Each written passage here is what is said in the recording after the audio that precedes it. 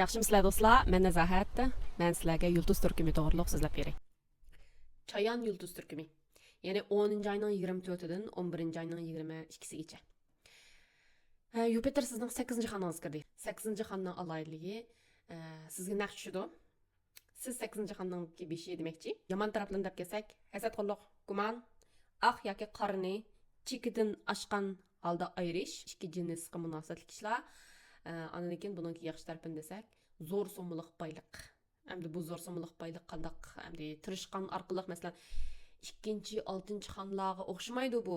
8-xondagi boylik degan zo'r so'mliq birsiga, ya'ni birsiga bu lotariya, miros, mablag' silish, sug'urta deganlardan kelgan boylik bo'lib hisoblanadi. Bu siz yana o'zingiz tirishmagan ahvol ostida kelgan boylik. Bu boyliklarning chiqdi yoki kirdi demayman. Bu endi sizniki o'zingizniki yulduz taqsiga bog'liq. Qanday bo'lsa Yupiter qut yulduz bo'lganligi uchun bu jihatdan yaxshi tarafga qarab o'ylaymiz.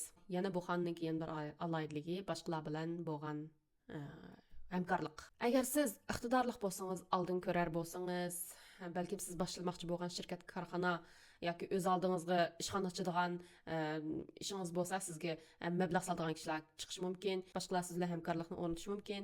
Hech bo'lmaganda bu ishlarning hech qaysi yuz bermadi degan taqdirda siz balkim shu pay chekka, mablag' silishga munosabatli ishlardan sinab beqishingiz mumkin. Lekin bu 8-xonningki Yupiter kirib qut yulduz 8-xonga kirdi, zo'r so'mliq boylik ekan deblar, endi butun hamma narsangizni mablag' soladigan emas.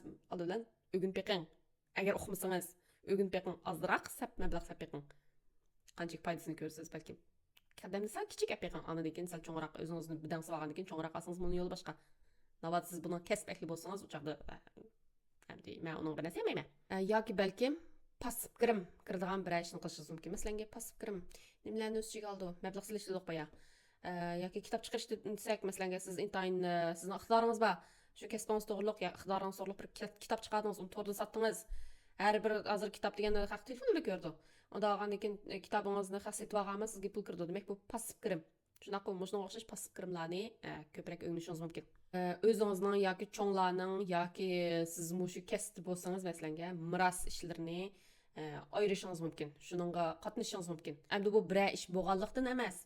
Balkim shunday qilib qo'ysam, keyin kelgusida men oldi-keynim qarab qolmayman, temtirab qolmayman, bir ishlar iniq bo'lib ketsin deyishingiz mumkin. Chunki sizning xarakteringizga mos keldi. Bu bir ishlar cho'qim iniq sinit bo'yicha ayirish kerak. Shunga siz bu ishlarga qo'l silib, bu ishlarni bosh oxirini iniq etishingiz mumkin. Albatta bu ishlarni hammasini hamda iniq bo'lish uchun, qonunli bo'lish uchun har xil sug'urta, qonun bilimlari degandek ishlardan hamda berib bejirmadim degan taqdirda berib, to'g'ridan bo'lsin ko'rib tinglab beqishingiz mumkin.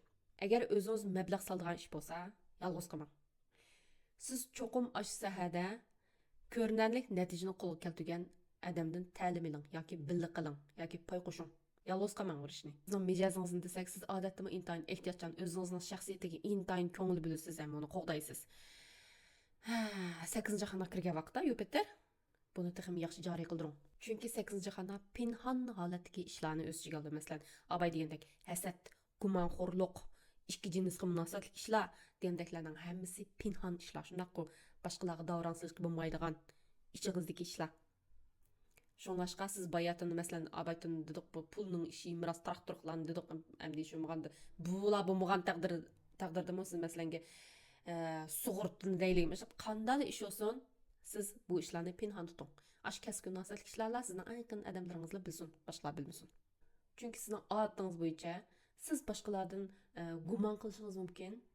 Hey, bu men to'g'riliq bir ish qotamdu yoki men cho'qim bunda o'yldi, hey, ma gapning ketdigida bunda gap bor deb o'ylashingiz mumkin. Ya bo'lmasa, boshqalar sizni shunday o'ylashi mumkin. Endi chayon yulduzliqlarni desak, mening atrofimda yaqin tuqqanlarim, yaqin do'stlarim deganda chayon yulduzliqlar xili bor. Ham ularningki qanadaymiz yurish turishi, ularningki qanadaymiz oq ko'ngilligi, rostchilligi, bularning hammasi yaxshi intan yaxshi bular og'ziga kelganda shu o'ylaganda davitidu bular ichidagini chiqirib etib andan saqlı lekin bularningki bir yeriga men shunchalik yaxshi ko'rmaydigan bir yerim gumonxo'r birsiga.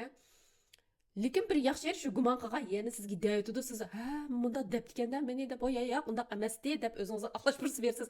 Masalan, Masalan, sizga gumon qilib to'shib bitdi, sizni bir taqib qolgan bo'lsa, sizga demagan bo'lsa, uni yo'lda boshqa deyuvchi sizni qapqarib ketdi.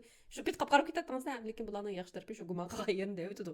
Shunga deyman, chayon yulduzliklar hozir Yupiter sizniki 8 xonangiz kirgan vaqtda bu Yupiter sizniki shu gumonxorlik qilgan ishlaringizni kuchaytirishi mumkin, boshqalarning hasdini qo'zg'ab qo'yishi mumkin. Endi qanday bo'lmasin, siz birsi gumon qilib qolsangiz navoda